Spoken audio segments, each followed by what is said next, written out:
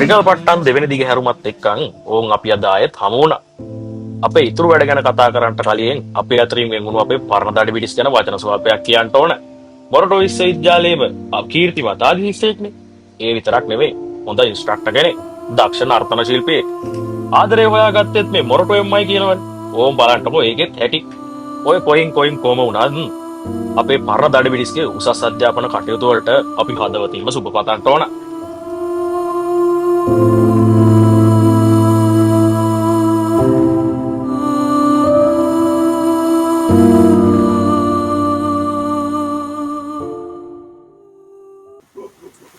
මොදින් බලන්න ගස් උඩ දඟලන්නේ කවුද කියලා? රිලා රංචුවක් නේද? රිලා ප්‍රශ්නයෙන් දිනපතා බැට කන මතුගම අජිත් ගෝයි මහත්තයා මේ ප්‍රශ්නෙට විසඳුමක් හොයන්න මොරටුව විශ්වවිද්‍යාලයත් එක්ක එකතු වෙලා මුල පුරලලු. මහත්තයෝ මම හේනක් කොටාගෙන ඉන්න අහිංසක මිනිස්සෙක්. මේ 70 බෝ වෙලා පේනවනේ මුන් කරලා තියෙන විනාශ. ඒ පාර මම කල්පනා කරා මොරටු විශ්වවිද්‍යාලේ 4 වෙනි පන්තියේ ළමයි ටිකකට කියලා මේකට මොකක් හරි විසඳුමක් හොයන්න. අජිත් මහත්තයයි 4 වෙනි පන්තියේ ළමයි එකතු වෙලා රිලා ප්‍රශ්නයට තිත තමුන් කියන මාතෘකාව යටතේ තරඟාවලියක් සංවිධානය කරා. ඉතින් අපි දැන් මේ මුණ ගැහෙන්න යන්නේ ඒ තරඟාවලියෙන් 1 2 3 ස්ථාන දිනාගත්ත කණ්ඩායම් කීපය සමග. අපි මොරටු විශ්වවිද්‍යාලයේ විදුලි ඉංජිනේරිං දෙපාර්තමේන්තුවේ 4 වෙනි වසරේ කීර්තිමත් විද්‍යාර්ථීන් තිබෙනවා. ඉතින් මේ ලංකාවට බලපාලා දෙන ශ්‍රී ලා ප්‍රශ්නයට සාර්ථක විසඳුම් අපේ ගෲප් එකෙන් තමයි හොයාගෙන තියෙන්නේ. වෙන ගෲප් වල එලවන්න බැරි රිලාව පවා අපේ මේ නවනිපයම භාවිතා කරලා එලවලා තියෙනවා. ඉතින් මේක තමයි රිලා භාෂා පරිවර්තක. මේ සඳහා අපි දැනට ලෝකයේ භාවිතා කරන නව තාක්ෂණයන් තමයි යොදාගෙන තියෙන්නේ. හරි මේ තියෙන්නේ අපේ වදුරු භාෂා පරිවර්තක ව්‍යාපෘතිය. මේ තියෙන්නේ අපේ සෙටප් එක. ඔබට බලුවම් පේනවා මේ කොච්චර සංකීර්ණද කියලා. මේක වයර් එකක් ගලුවොත් අපිට පවා මේක හයි කරන්න බෑ. මේ තියෙන්නේ අපේ සොෆ්ට්වෙයාර් පාර්ට් එක. ඔයගොල්ලන්ට බැලුවොත් පේනවා ඇති මේකේ තියෙනවා පේලි 5000ක්. පේලි 5000ක් තියෙනවා මේක අපි නමාරින් ගැහුවේ. ඊට පස්සේ පොඩ්ඩක් ඉන්නකෝ. මේ තියෙන්නේ අපේ ඩෑෂ්බෝඩ්. මේකේ අපි ඔන් කියන බටන් එක එබුවට පස්සේ අර මැෂින් එක බ්ලූටූත් තාක්ෂණය ඔස්සේ ඔන් වෙනවා. ඊට පස්සේ ඔබට පේනවා ඇති මේ වදුරු සිග්නල්. මේකට කියන්නේ වදුරු සිග්නල්. මේ තියෙන්නේ බැටරි එක. මේ තියෙන්නේ අපේ කන්වර්ටරේ. මේකෙන් රිලා භාෂාව අපිට අපේ භාෂාවට පරිවර්තනය කරගන්න පුළුවන්. අපිට මොනවා හරි රිලවුඩ් කියන්න ඕන නම් රිලා භාෂාවට පරිවර්තනය කරගන්නත් පුළුවන්. ඒක වෙන හැටි අපි දැන් ප්‍රායෝගිකව බලමු.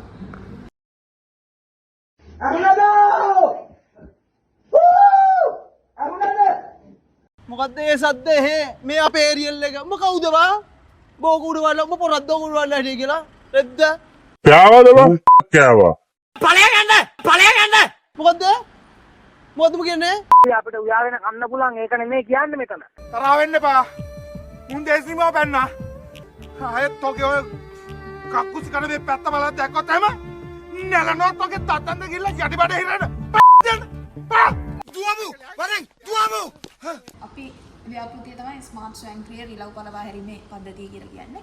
එතකොට මේක අපි ඉදිරිපත් කරන්නේ මේ රටේ දැන් කාලේ පවතින බොහොම විශාල ගැටලුවක් කියලා පවතින මේ රිලව් සම්බන්ධයෙන් තමයි මේක ඉදිරිපත් කරන්නේ. එතකොට දැන් ඕගොල්ලෝ දකින්නේ නැති මෙතන මේ තියෙන හුඟක් විසඳුම් නව තාක්ෂණය අරවයි මේවයි කියලා රට පටලවලා තියෙන්නේ. හැබැයි අපේ විසඳුම බොහොම සරල තාර්කික විසඳුමක්. මේ ගෙදර දොරේ ඉන්න ඔබට උනත් බොහොම සරලවම මේක නිෂ්පාදනය කරගන්න පුළුවන්. එතකොට මේක තමයි අපේ මූලාකෘති සැකසුම. ඔයාලට පේන ඇති මෙතන විනිවිද පෙනෙන ආවරණයක් තියෙනවා කියලා. මේකේ විශේෂත්වය තමයි මේක මිනිස්සුන්ට පේන්නේ නැහැ. මේක රිලාවන්ට විතරයි පේන්නේ. එතකොට මේ විනිවිද පෙනෙන ආවරණය නිෂ්පාදනය කරලා තියෙන අපි විසින් පරීක්ෂණ ගණනාවකින් පසුව ලෝකයට හඳුන්වා දුන්න මූලද්‍රව්‍යයක් පාවිච්චි කරලා. එතකොට ඔයාලට මෙතන පේන ඇති අපේ පරිපථ සැකසුම. මේකෙන් තමයි අපි අපේ ආවරණයට විදුලිය සැපයුම් කරන්නේ. තමයි අපේ මූලාකෘතිය සංකීර්ණ මට්ටමේ ඉඳන් සරල මට්ටම දක්වා අපි මේක ගොඩනගලා තිනවා. මේක ඕනම එක්කෙනෙක්ට හදාගන්න පුළුවන්. මේක අපි තවදුරටත් වැඩි දියුණු කරලා තිනවා. මෙන්න මේ වගේ පූර්ව ඉදිරිපත් කරනවා මේ වැට මත. එතකොට මෙතනින් ප්‍රතික්ෂේප වීමක් තියෙනවානේ. එතකොට මේක දැක්කම කිසිම වෙලාවක රිලව අපේ වත්තරේ ඉන්නේ නැහැ. ඒකට දැන් මෙතන ඔයගොල්ලන්ට පේනවා ඇති. මෙයාගේ කලගිරීම. එතකොට කොහොමදවත් මෙයාට එන්න හිතින්නේ නැහැ. දැන් එයාට යාවත් එපා වෙලා තියෙන්නේ. මම තමයි මේ නිර්මාණයේ මහමලකාරයා. ගයිස් අපි ජීවිතේට දෙවෙනිය වෙන්න බෑ ගයිස්. අපි තමයි පළවෙනිය වෙන්න ඕනේ. සංවිධායක මණ්ඩලය දූෂිතයි. අල්ලන්න එපා මම කෑ ගහනවා. ස්තුති. ඔයාලා හැමෝම වගේ දන්නවා ඇති රිලව් කියන්නේ මේ දවස්වල තියෙන විශාල කරදරයක්. ඉතින් අපි මොරටු විශ්වවිද්‍යාලයේ 4 වසරේ සිසුවියන් විදියට මේ ප්‍රශ්න විසඳුමක් හොයලා රටට දැන සේවයක් කරන්න තමයි මේ තරගයට ඉදිරිපත් වුනේ. මේක තමයි අපේ කෝඩ් එක. අපි මේක ChatGPT වලින් ගත්තේ නෑ. අපි සම්පූර්ණයෙන් අවංකවම අපි එකතු වෙලාම ගහපු එකක්. අපි මේක අපේ Arduino board එකට අප්ලෝඩ් කරලා ඒකෙන් Arduino board එකට පාව එක දෙන්නේ මේකෙන්. ඊට පස්සේ මේ අපේ සර්කිට් එකෙන් අපි ඊට පස්සේ අපේ රිලා පාලන මධ්‍යස්ථානයට යනවා. එතනින් තමයි රිලා මර්ධන ක්‍රියාවලිය සිද්ධ වෙන්නේ. අපි දැන් බලමු මේක වැඩ කරන්නේ කොහොමද කියලා.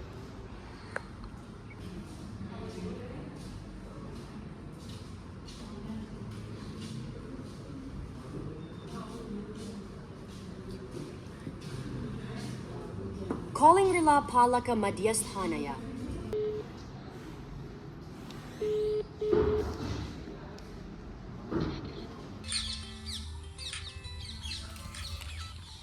හෙලෝ නෝනා. හරි හරි මම ටික දෙන්න. හරි.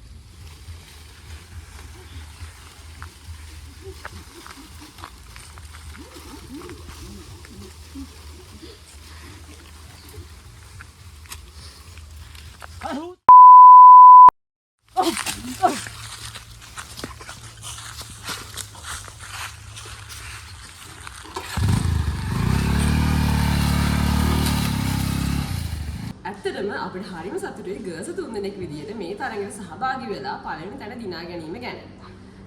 ඒ වගේම අපි මේ තරඟයට සහභාගී වෙද්දී කිසිම තෑග්ගක් බලාපොරොත්තු වෙන්නේ නැහැ. හැබැයි අපි දැනන් හිටියේ අපිට පළවෙනි තැන හම්බෙයි කියලා. මොකද අපි තුන්දෙනාගේම GPA එක 3.99ට වඩා වැඩි. ඒ වගේම අනාගතයේදී අපි හිතාගෙන ඉන්නා මේ ප්‍රොජෙක්ට් එකෙන් රිසර්ච් පේපර් එකකුත් පබ්ලිෂ් කරන්න.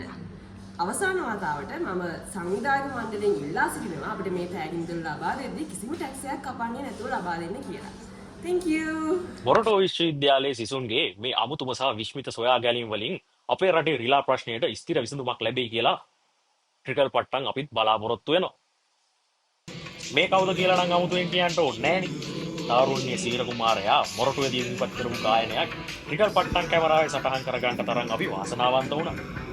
පිරසීම ආවා මම සිල්වා උපනේ කන්තරේ ගලන තියවාගේ ළඟ නොරති කොයි ගෝබගියේ දිය සුලිය කොරීරු ඕලසේ ඇයි ගෝපමාව හැඩෝවේ අඩමි මම බේන අතීතරේ ඇයි ගෝපමා දමාතියේ ඔබමයි සොයන්නේ කාමේ රුව සොයන්නේ සුලගක් විලා සෑමදා මම පතන්නේ හමුදිනේ හිත බැඳීලා සෙනේ මුළු ජීවිතේ ඔබටමයි ආදරේ සිතත් ළඟේ ඔබ ළඟින් ඉන්නෝනේ සුළඟක් වගේ සෑමදා මම පතන්නේ.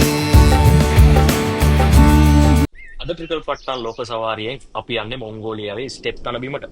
වර්ග කිලෝමීටර් 8,60,000ක් පමණ පැතිරී ඇති ස්ටෙප් තනබිම මුළු මොංගෝලියාවෙම 55.4ක් පමණ ආවරණය කරනවා. මේට මාවේනික වුණු තෘණ වර්ග 113කට අධික ප්‍රමාණයක් මෙහිදී හමු වෙනවා. ස්ටෙප් තනබිමටම ආවේනික වුණු වැද්දන් විශේෂ කිහිපයක් තාමත් මේ තෘණ බිමේ වාසය කරනවා. ඕම් බලන්නකො ඉතින් කාගේ හැකියාවක්.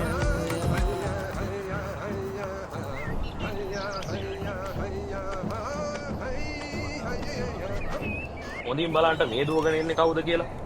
අහිංසකයා වගේ හිටියට මේ ඉන්නේ කළු කොටියේ. මේ කළු කොටියා අද වෙනකොට නම් රතු දත්ත පොතට ඇතුළත් වෙලා ඉවරයි.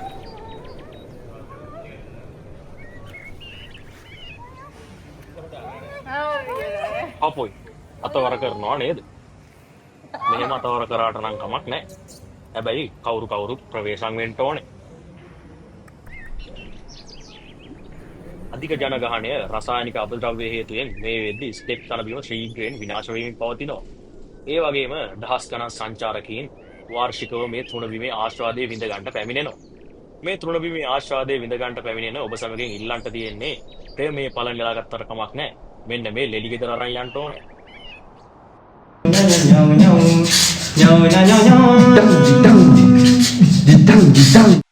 ඉසිපස්සන ෆැට් නීල්සන් සම්මානවල මේ පාරත් අති උත්කර්ෂවත් අන්දමින් පැවැත්වුණා.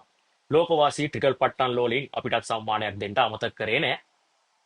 Popular TV program of the year award goes to Trickle Pattama.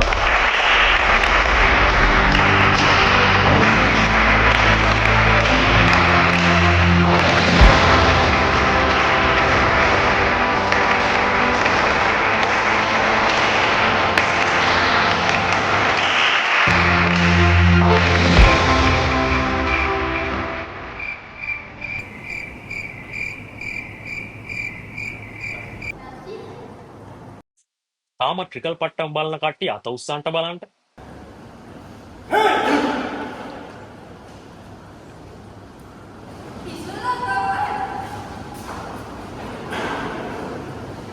අපේ කොටකෙතන සමර්ථ මල්ලි ළඟකදී මට මෙහෙම කතාවක් කියවනේ. ලංකාවේ සෑකලිය යුතු ජනගහනයක් ජීවත් වෙන්නේ තනක කියලා. කතාව ඇත්ත නේන්න. ඕම් බලන්නකෝ. මඩ තන, වී තන, ඇල තන, කන්ද තන, කොට තන, තෙල් තන, බණ්ඩාර තන, නඩල තන, ගලන තන ඔය ඔක්කොම ලංකාවේ ගන් තමයි. එහෙම බලන් ගියාම ට්‍රිකල් පට්ටම් බලන ඔයත් ඉන්නේ තනක වෙන්න පුළුවන්. ඕම් බලන්නකෝ ඒකෙත් ඇති. සමහරු එලකිරි බොනවා, සමහරු එලුකිරි බොනවා. ඔය අතරේ සමහරු ඔටු කිරි එහෙමත් බොනවලුනේ. එලුකිරි, එලකිරි, ඔටු කිරි, ඔය මොණු කිරි උනත් ඔය ඔක්කොම තන කිරිනේ. හොඳම දේ ළමයින්ට. ඒකනේ අම්මලා ළමයින්ට තන කිරි දෙන්නේ. ආදරේ වැඩි වුණාම ලේ කිරි වෙනවා කියනවනේ. සමහර පෙම්වතුන් පෙම්වතියන්ගේ තන කිරි බොන්නේ ඒ හින්දාමලු. හැබැයි ඉතින් තනක් නොතනක් නැතුව තන කිරි බොන්ට ගිහින් පෙම්වතියකින් කුටි කනවා හැම නෙවෙයි. තන ගැන සමහර සංගීත වේදියෝ මේවත් කියලා තියෙනවනේ.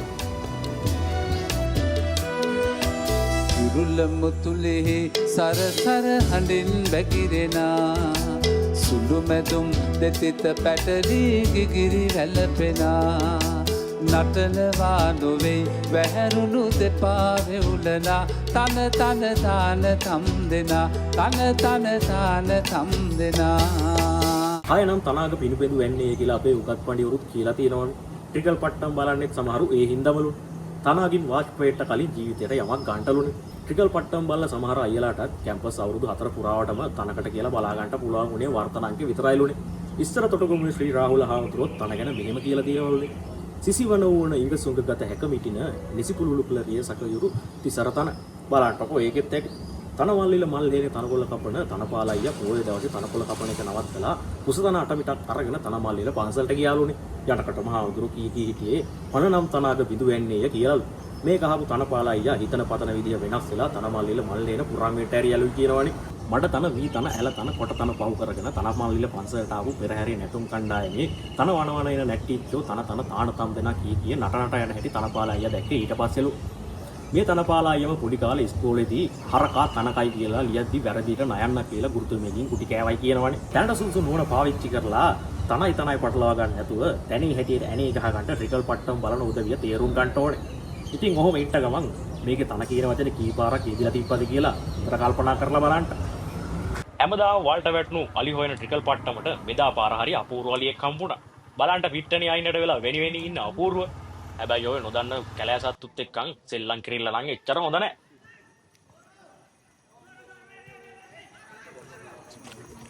අම්මඩ උඩු අලි. අනන්තර කයිප බලන්න අතුක වියසහ පිස්සි.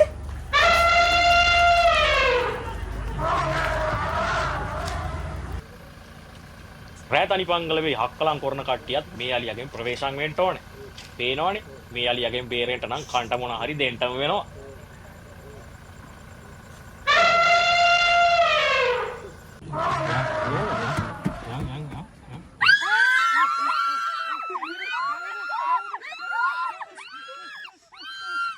අපොයි සද්දන්තයට මහා ඇබැද්දියක් නේද වෙලා තියෙන්නේ.